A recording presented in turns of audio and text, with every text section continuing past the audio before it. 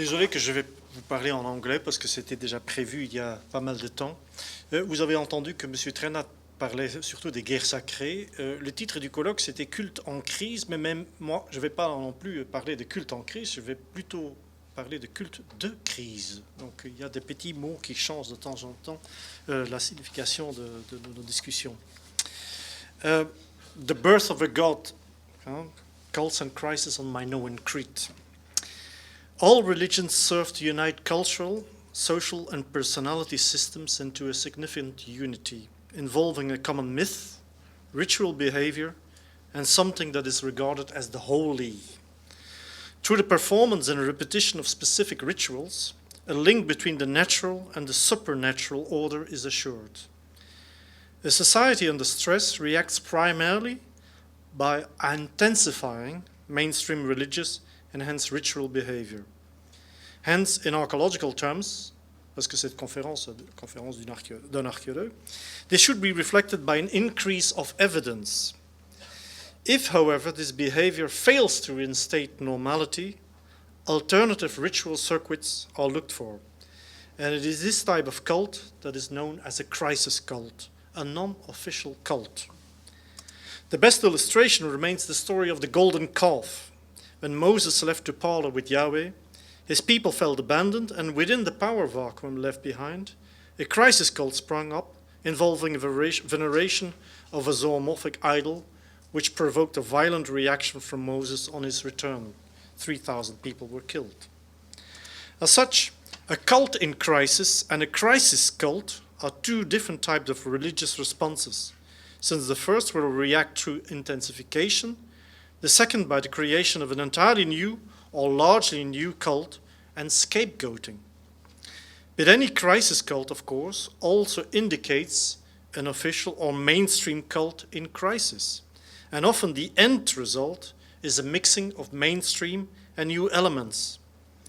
Now, the most important work on crisis cults was done by Weston Labarre in 1971 and the famous Johannes Fabian in 1981. The label crisis cult is a general term covering many different religious reactions to adversity, including cargo and liberation cults, revitalization and salvation cults, and many other types of religious movements that expect imminent collective salvation. And as an illustration, I'll show you what happened in 1978, the Jonestown Massacre, which many of you probably remember. Many, perhaps all, institutionalized cults, in fact, developed out of crisis cults. And many crisis cults eventually become institutionalized in the long run if successful. Crisis situations, and M. Colli a déjà référé dessus, are situations which are regarded as unbearable. They can be of various kinds, social, political, ethnic, natural disaster, etc. But basically, it's a situation which routine secular and sacred practices cannot master. This needs rectification, and this rectification will in the first place be in areas of projective or religious behavior. This process also involves scapegoating, looking for something or somebody to blame, either a specific group or authorities, so it often leads to violence. The realization, however, that moments of important social disruption affect the religious system allows us to look at moments of important social change for expressions of either intensified or abnormal religious behavior. Moreover, in the aftermath, new religious features can, with some confidence, be explained as reactions to crisis situations.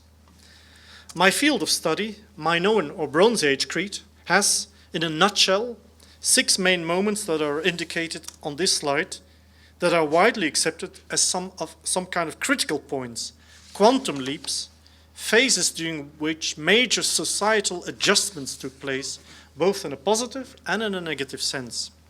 These are the construction of the first palaces in Middle Minoan 1b in the 20th century BC, their destruction and eventual reconstruction in the 18th and 17th century BC, third, the eruption of Santorini volcano late in the 16th century, or late Minoan 1a, and the destruction of all the late Minoan settlements and the second palaces in the 15th century BC in late Minoan 1b. Then comes, of course, the fifth moment, the final destruction of the palace of Knossos at the end of the 14th century, during late Minoan 382, and the end of Minoan civilization, if you want, with the destruction and abandonments in the end of the 13th century. These are key moments, critical times of major social change. And although I will concentrate in this paper on late Bronze Age Crete, I would briefly like to explore how all these moments affected the religious system. My premise is that I do think that all major religious changes occur with major prior social changes, whereas the opposite seems unlikely, that religious changes announce or provoke social changes. But perhaps this workshop may prove me wrong. I would also like to stress that religion was an instrument of power, and that throughout the main phases of Minoan history, the authorities in charge of the main palatial settlements incorporated or suppressed rural ritual manifestations to counter potential religious and thus political fragmentation and decentralization. This is most clearly illustrated by one explicit ritual practice that seems to have known great continuity throughout this very long period of Minoan history. And this practice is commensality, the act of eating and drinking together. Since this involves serving and sharing, co-presence and social networking, it is also a mechanism of social integration and hence power.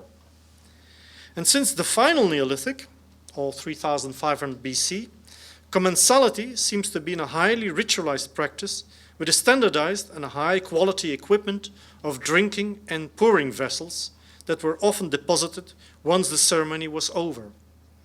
And while meat consumption seems to have been very important during the later phases of the final Neolithic, especially at Festos, the collective ceremonies seem later, at least as far as we can tell, mainly to involve beverages and probably wine, although this may simply be a result of archaeological bias.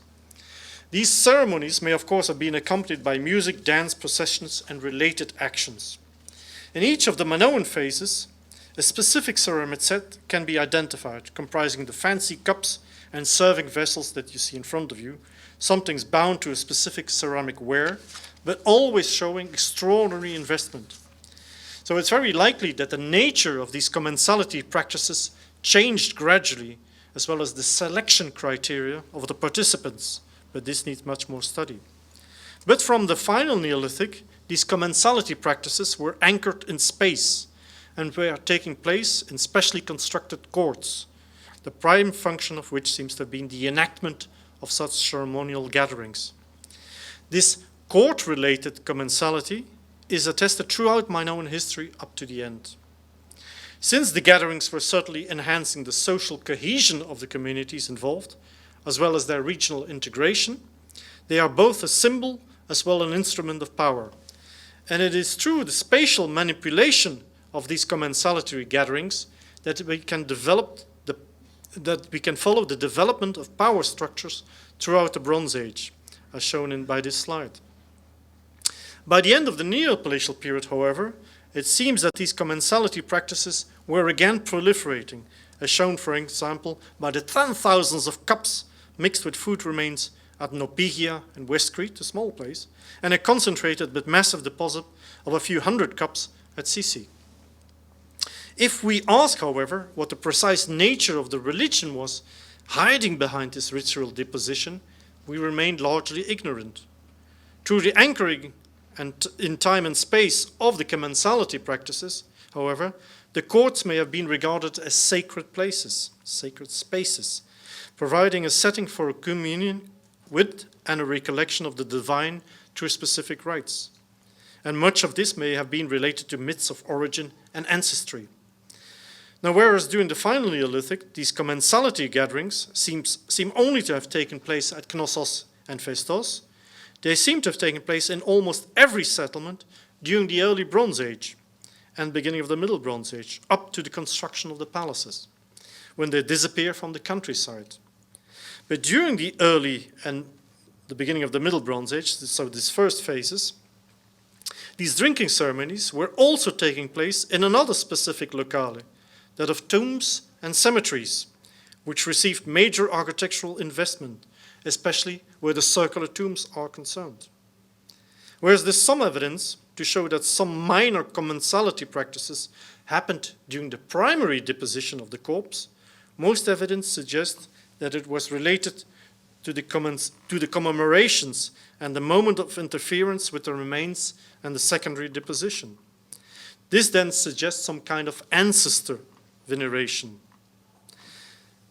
It cannot be excluded that ancestor veneration also played a role within the court-related rituals, since especially at final Neolithic festos, human skeletal material, vous voyez le crâne sur l'image là, was associated with commensality practices in the central court.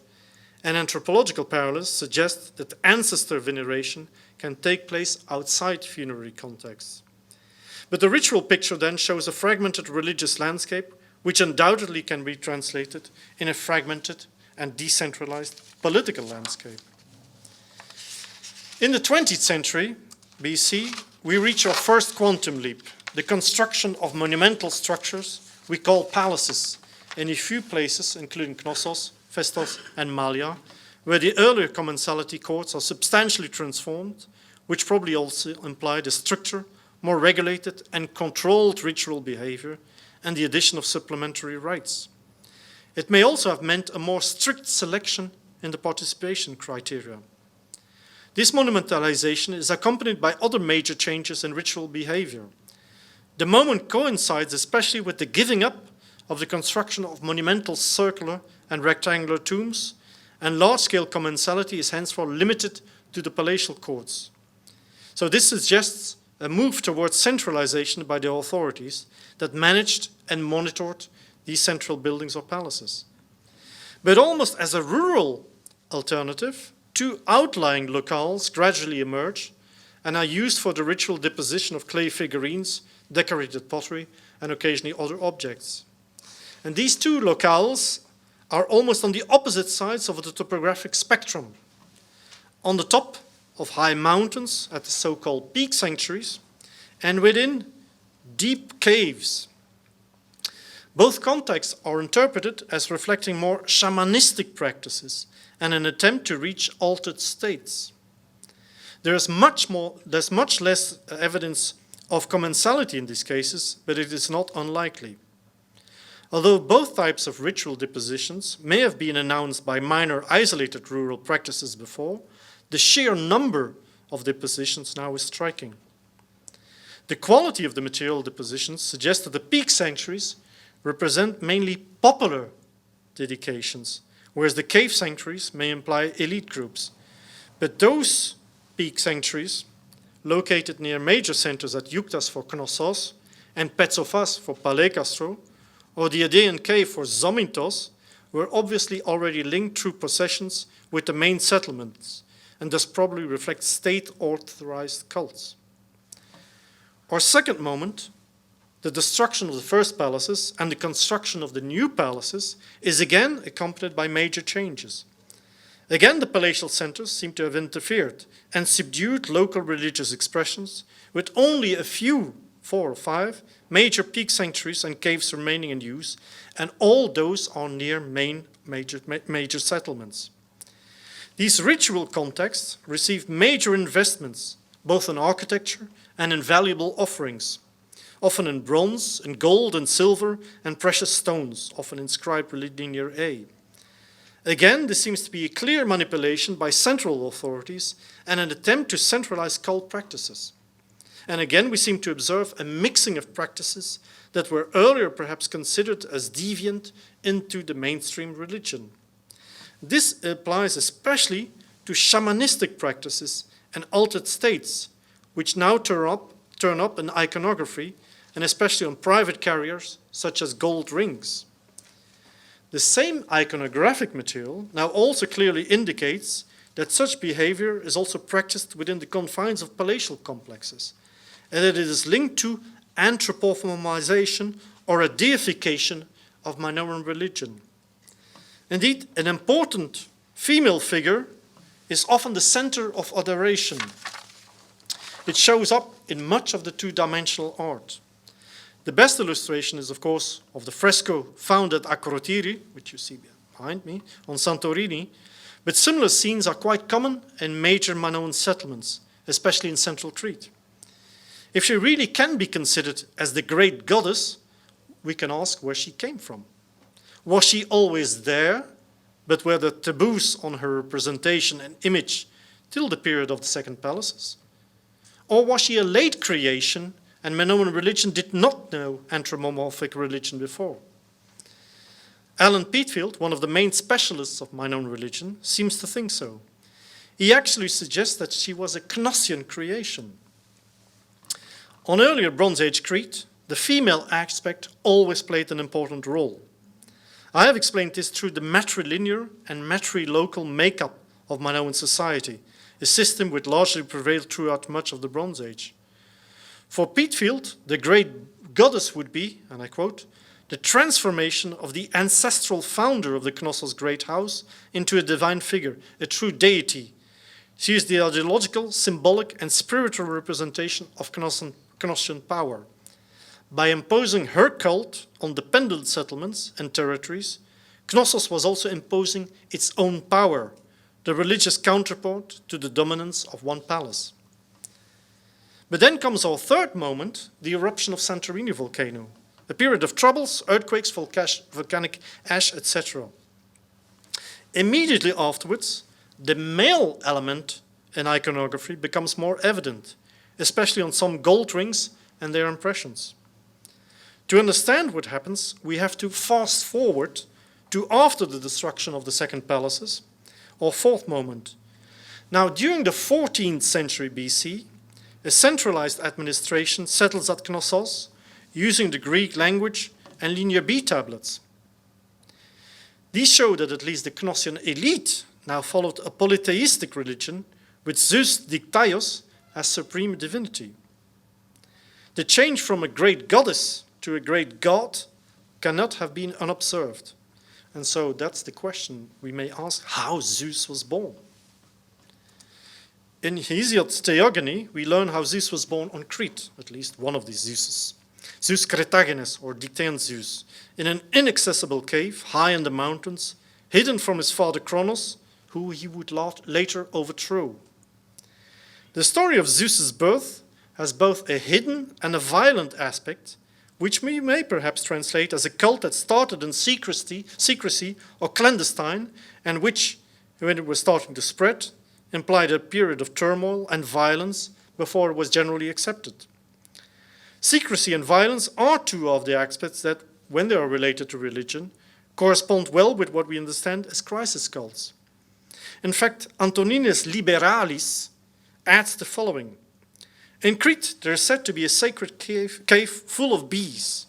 In it, as storytellers say, Rhea gave birth to Zeus. It is a sacred place, and no one is to go near it, whether god or mortal. At the appointed time each year, a great blaze is seen to come out of the cave. And the story goes on to say that this happens whenever the blood from the birth of Zeus begins to boil up.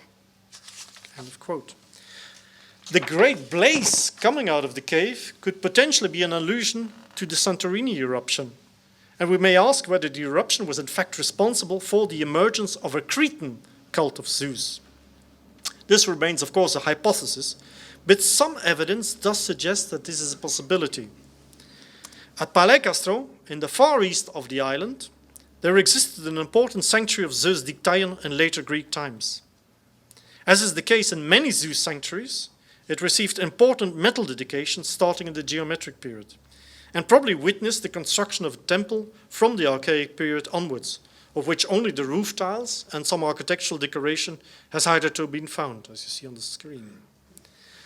A later inscription, 200 AD, leaves no doubt about the identity of the cult and its importance. This is the Paleokastro hymn to Dictaean Zeus. Mark Alonge has made some objections, which especially relate to the age of the divinity implied, and uses this to deny continuity between the Bronze and the Iron Age. Fact remains that a chryselephantine statue of a youth was found within a shrine dating to the late Minoan post-Santorini eruption phase. And this statue, which we've called the Paleokastro kuros, surprises because of the quality of its carving and the copiousness of precious materials used: ivory, gold, coral, steatite, Egyptian blue. And it are these materials that suggest that it was a cult statue. The building it was kept in does not form part of a monumental central complex, but is a modified private residence. Whereas the statue is unique in its material and size, its pose is not, since many of the Middle Minoan terracotta figurines that depict worshippers in the peak sanctuaries take the same stance. To the extent in which the cult of the great goddess may have been based on a combination of earlier ancestral practices connected to female founders and ecstatic behaviors that characterized peak sanctuary and cave cult, the cult of the young, beardless male, as reflected by the Paleokastro kuros, seems to combine the idea of an anthropomorphic divinity with that of the male worshipper involved in the peak sanctuary and cave cult. This does not need to be Zeus, of course, but the presence of inscribed stone libatial vessels explicitly mentioning dikite, that's the only thing we can actually read in these linear A inscriptions, from the peak sanctuaries and below at Paleokastro, makes the connection perhaps more plausible. But more than its existence, it is the destruction of the Paleokastro kuros which is especially striking. At some stage around 1450 BC, somebody took the statue by the legs, smashed its head into hundreds of pieces so that part of the body fell down and other pieces dispersed, while the legs were thrown 10 meters away in the burning body, in the burning house. So you see at least the legs and the body, but there were like fragments all over the place.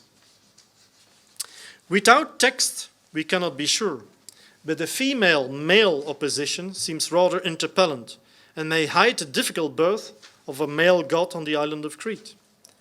The question is, of course, whether the male god of Paleokastro is the supreme god that appears in the tablets immediately afterwards. Because for the next 150 years, the Palace of Knossos and its Linear B administration ruled large parts of the island. They were, however, an occupying force.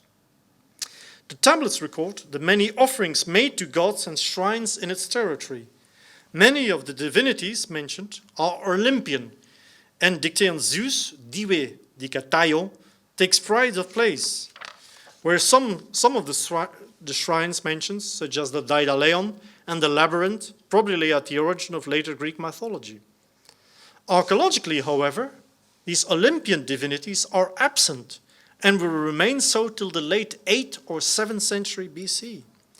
This means that without the Linear B tablets, we would have been ignorant as to the religious system hiding behind our archaeological evidence. At the same time, we cannot exclude either that the evidence, the archaeological evidence we have, is not related to Olympian divinities, but to some other, more indigenous religious system. As an example, I may mention the shrine of Ayatriada and Hephaestos in the Messara, or clearest cult assemblage dating to late Minoan 3a or the 14th century BC, the period of the tablets. This shrine H comprises 2 rooms linked by a multiple door and is totally in a Minoan fashion, at least the architecture. Again, with a plastered floor with a seascape, which is also Minoan.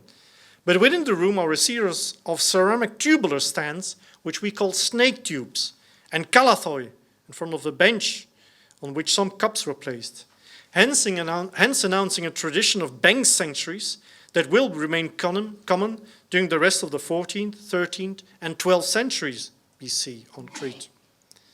Whereas this type of shrine is entirely new on the island, some of the cult material already existed during the earlier 15th century, as shown by the large tubular stands found at Myrtos Pyrgos.